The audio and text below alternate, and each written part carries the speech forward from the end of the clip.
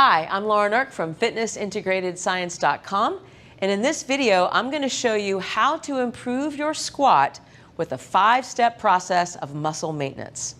A lot of people have a difficult time squatting. They have a difficult time getting down there, and when they do, they have pain in their hips, their lower back, their knees, maybe even their ankles. And it is true, some people are really good at squatting by birth, and some people are just not great at squatting because of the length of their bones. However, if we can improve the muscles that cross these joints, we are going to be able to squat better.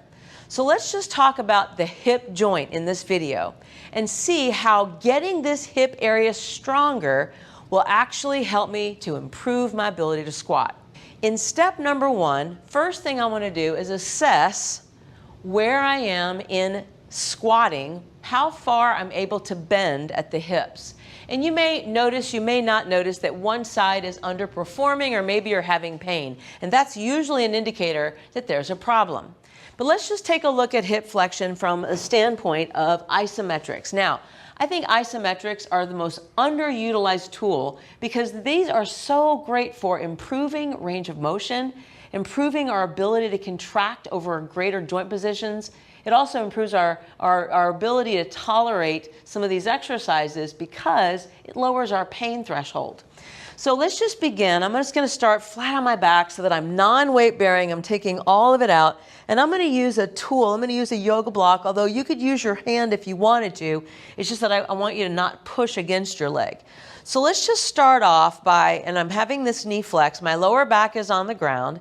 I'm just going to work by tightening this leg, and I want to see how far I can pick up my leg. Now I realize some of you at home, you may be way down here. You don't need a block if you're here. You're just going to do the exercise here. But try not to bend your knee, and I'm going to be stopping right about here. So because of my motion, I'm going to start just here at my hip joint.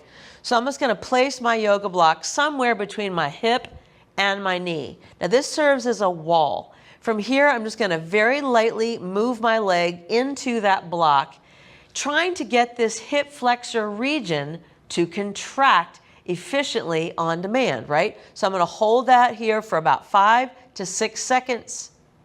And then exhale, release, and rest. Now, when you contract that muscle, you should not be hurting. You should not be shaking, cramping, or even compensating. You're trying to isolate this.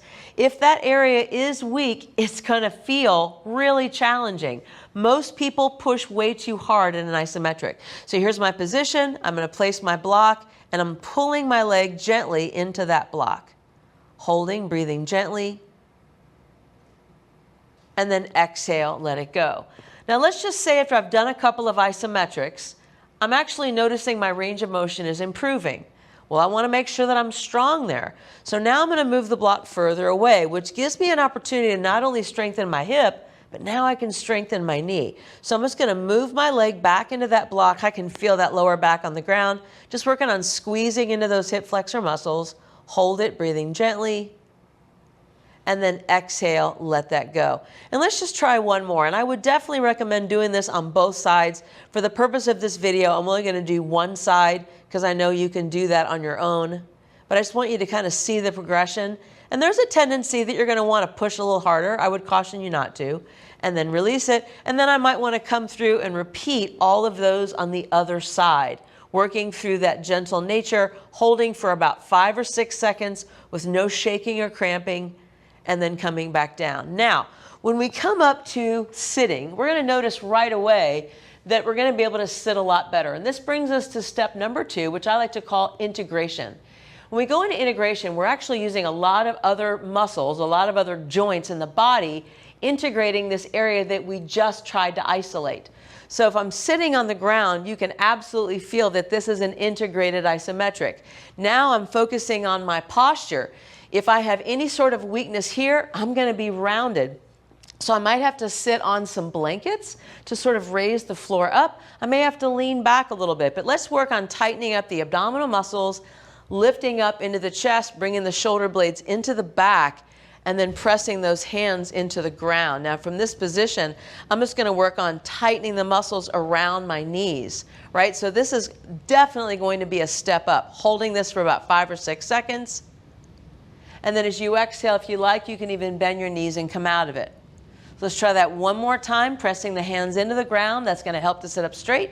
And then working on squeezing into the thighs. Now, if you like, you can even practice barely trying to lift, and you can't even tell I'm doing it. I'm staying against the ground so that I'm focusing on these muscles here at my hip, and then exhale, breath, and then maybe changing sides. Barely trying to lift this leg, just trying to really draw some awareness to this region of the body, and then exhale. Now, once we've done that, we want to try to move up now into standing. So as I come up into standing, what about just holding a squat? Have we ever practiced that? So now after working on these muscles, let's move into an integrated isometric where I'm actually incorporating the foot and ankle, including the knee and the hip. So this is actually a little bit closer to the sort of position that I'm working on today. Holding that and then coming back up. And you may notice immediately, wow, that feels a lot better. Let's try that again. Maybe I'm going to test my range and see if I can hold it down here. Now, if you notice that when you get down there, you start to shake or you start to round your back, you might want to come out of it a little bit and still work on squeezing into those hip muscles and then slowly come out of it. And then last time, as I come back down, I'm noticing where my hips are going, noticing where my knees are going. I can definitely get down here a lot better here. And then finally, we're holding that position. Now, after we've done a series of isometrics going from isolation to integration, we want to now start moving through a concentric, eccentric range of motion, but I'm only going to start with body weight. So let's just begin. We know that the hip flexors are going to really need to be empowered. So I want to take a wall or a chair, something like this. I'm just going to start off just by moving up into a knee lift. The reason I'm letting this knee bend right now is because I'm trying to shorten my lever. I'm dealing with load now. I'm now having to shorten at the hip and then eccentrically lower the leg. Over time, you may be able to do this with more of an extended knee. But obviously, an extended knee not only brings in my quadricep muscles, which brings in the whole length tension relationship of the quads and the hamstrings, but it also increases my leverage. Wow, I'm lifting a lot more weight right now, so my hip flexors have to work a lot harder. And you could maybe hold this a little bit longer. Good, and then that can translate right into a moving squat. I'm still doing body weight. And I see so many trainers, they take a client the first day and throw them on a piece of equipment without ever having practiced these things. So I'm just sort of noticing, how can I get down from the squat and how can I get out of the squat? Do I take on an awkward path of motion? Let's say that I'm noticing that I move a little further into one hip than the other, or I'm noticing one knee collapsing. All of these things we want to pay attention to minus the load. Now realize these 3 steps we may have taken several months even to go through to start improving my squat. But eventually I might say, okay, I've honed the isometrics, I've honed the moving, I'm ready to add load.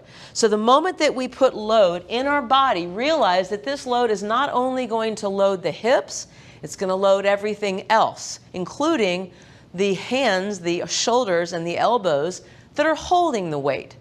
So immediately when I add load, guess what's going to happen? My range of motion is going to change.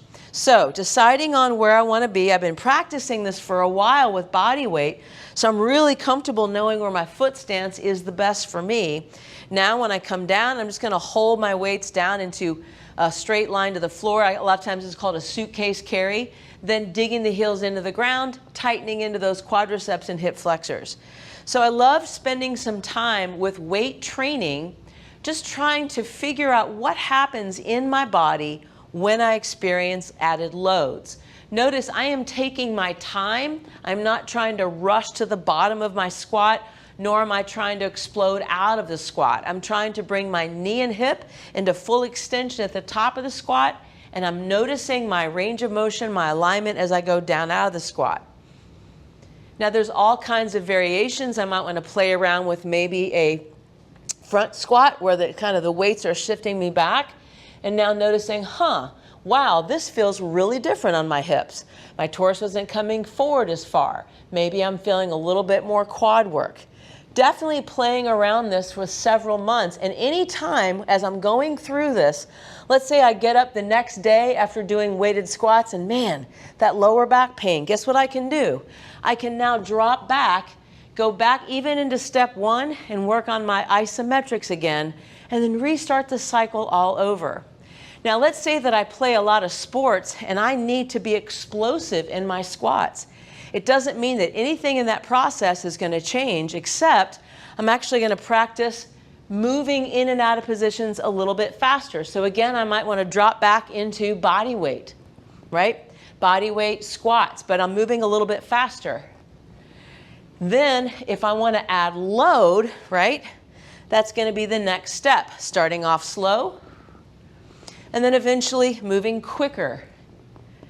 Changing, for instance, how fast I lower, slowly come up, down, eccentrics, or maybe going down slow and exploding out of it. These are great ways to make those hips stronger. Over time, you can see how this type of a nice logical progression will allow me to do things like jumping, right? And our ability to jump, so many things. But if my hip joints are stronger, I'm going to be able to jump better. If you would like more information, sign up for my weekly email. It's free and I give lots of tips as well as exercise advice. Also, you can check out Fitness Integrated Science TV. The link is below. It'll give you lots of information about longer workouts, education, and a really healthy Facebook community. Thanks for watching, and I'll see you in the next video.